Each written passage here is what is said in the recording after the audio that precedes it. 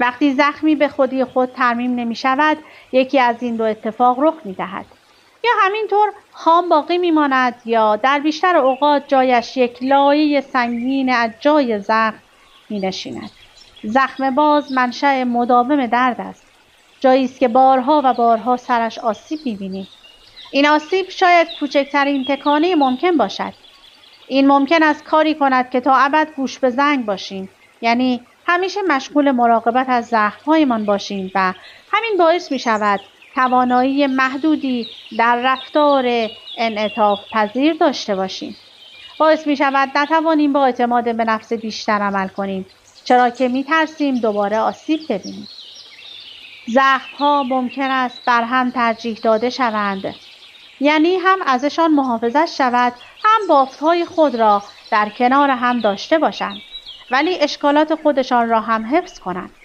آن زخم می شود چیزی صفر به هم فشرده، انعطاف ناپذیر، ناتوان در رشد و منطقه بی‌حس.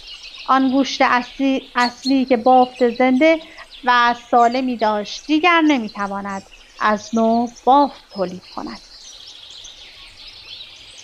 تروما دیدگاه شرمسار محورانه به نفس فرد را پرورش می‌دهد.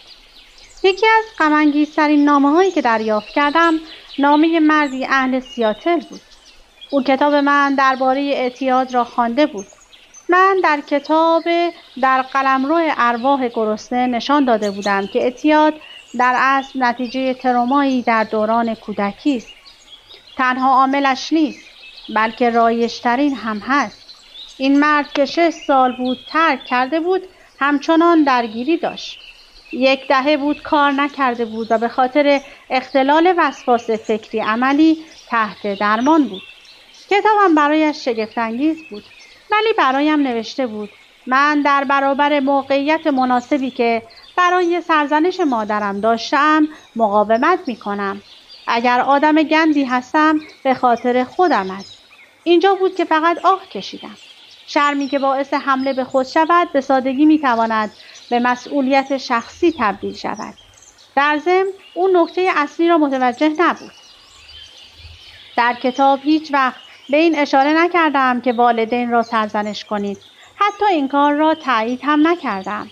در واقع در چند صفحه توضیح دادم که سرزنش والدین کاری بیمورد، نادرست و غیر علمی است.